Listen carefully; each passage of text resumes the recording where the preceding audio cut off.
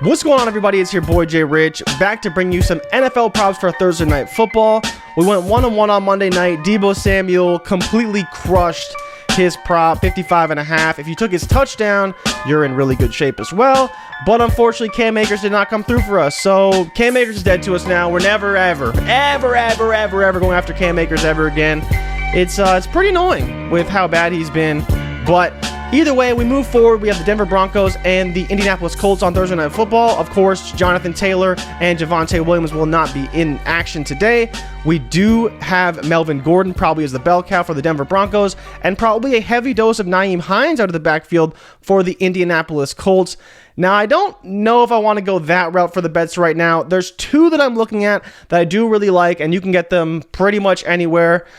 Similar values. The best ones, I believe, are on MGM right now. And it starts with Alec Pierce, the rookie wide receiver out of Cincinnati. First game, he didn't do a whole lot. Only saw 2 targets, missed week 2. And then week 3 and week 4, he's had 60 receiving yards in each of the past 2 games. So I'm taking the over his 33.5 or 34.5, depending on where you place your bets.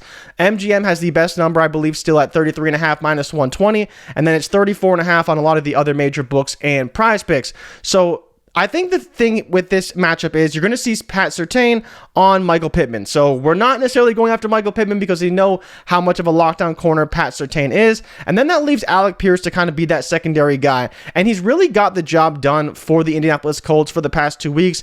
So that's the reason why we're targeting him. His line is still very low, and I understand why, right? The Denver Broncos are still a great pass defense. They allow the lowest yards per reception in all of the NFL at 10.5, but when Alec Pierce has a line of 33.5, 34.5, and then on top of that, he has a reception line of 2.5 with heavy juice to the over, a lot of people have him projected for around 3 receptions, which again is already great. If the Denver Broncos are averaging around 10.5 yards per reception to wide receivers, we have Alec Pierce projected for right around 3 receptions, then he should easily get to right around that yardage total, and that's the reason why I do really like this bet. I think it's a very low number for a guy who can easily outperform it. I was also looking at his longest reception, over 17.5. He's cleared that number in each of the last 2 games as well.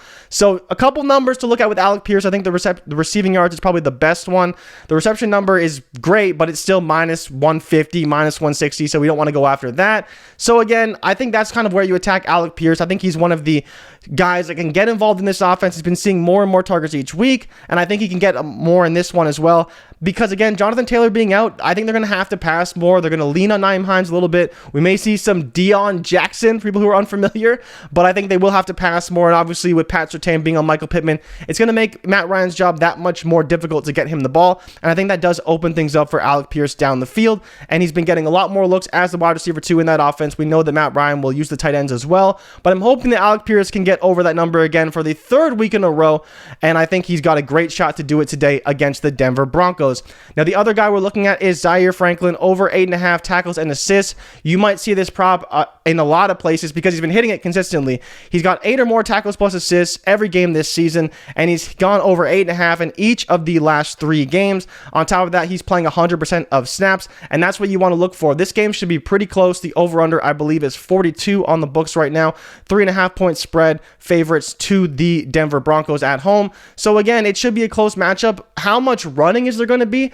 I don't know, but again, in a close game, you want to take these guys who are very high tackle guys. We know that Shaq Leonard's not going to be in the game, and so I think that is a bit of a factor as well. So with Shaq Leonard not being back, I think Zaire Franklin is another great option. And these tackle bets, man, they're starting to gain some steam in the community, and you can see why. This guy's hitting it consistently. He's playing 100% of snaps. You know he's going to be out there. You know this game's going to be close, and I think he can easily get double digits again today. So those are kind of the 2 picks I'm looking at. The Denver side, I thought about maybe Courtland Sutton over his receiving yards. That's getting juiced. Jerry Jeudy over his receiving yards. That's getting juiced. But the problem is that we don't know really who's going to be the guy in this matchup. It's probably going to be Sutton. That's where I would place my bets. I believe his number is 64.5. I thought about maybe Melvin Gordon over his receiving yards because Denver isn't the best at covering the running back out of the backfield. So I don't know. Or sorry, not Denver. Indy isn't the best at covering the running back out of the backfield. But again, it's just I don't know what to expect from this offense now. Both of these teams are going to see a slightly different version of what we've seen in the past. No JT, no Javonte could mean a slightly different game script and how they ultimately choose to run the offense. It may be more through the wide receivers, which would be great for us, but I think picking between Jeudy and Sutton is going to be a little bit difficult in this matchup, and I definitely don't want to go after the slot. Kenny Moore, one of the best slot corners in the league and the best at allowing yardage to these slots, so you don't want to go after KJ Hamler or any of those lesser guys. It's Jeudy or it's Sutton, and I think for me, the guy would be Sutton if I go after any of those props, but right now, I'm only looking at Alec Pierce. He's kind of the guy I see at wide receiver who we can get some value on. And I really like Zaire Franklin over his tackles, like I mentioned, gone over in 3 of his last 4, playing 100% of snaps and had 8 or more in each game this season. With a number at 8.5, I think it's an easy smash. It's already juiced to the over on all the major books. And depending on how much steam some of these props get, it may get juiced even more. So I do like that one quite a bit. And as always, make sure to drop me a like and subscribe for future content. And if you tail, give them hell. And if we fail, do not bail. I'll be back with some more bets and props for Sunday and into Monday. I'm already looking at a great one for Monday night, and I'll just drop it here since I'm already here. The Chiefs have allowed 40 receptions to running backs this season, so you'd want to lock in Josh Jacobs' over receptions. He's caught 5 passes in each of the last 2 games, and he's running more routes in every game this season. The only fear for competition really is Brandon Bolden, and Brandon Bolden's snaps and routes run have been kind of spotty throughout the year. He has dealt with some injuries on top of that, so we'll see, but I do really like Josh Jacobs. His over receiving yards and his over for receptions, whatever the number comes out at, make sure you do your research on that one. That's one that I've already kind of found and targeted for Monday night, but if you do want it to get ahead, take advantage of it early when it drops, I would go look at that prop because chances are it will probably be a pretty favorable line for a team that's allowed the most receptions, targets, and yards to the running back position. And so for me, that's all I got today. Good luck tonight. Hopefully Thursday Night Football doesn't suck again, but it's Thursday, so who knows. Anyways, I'll see you guys later. I'm out. Peace.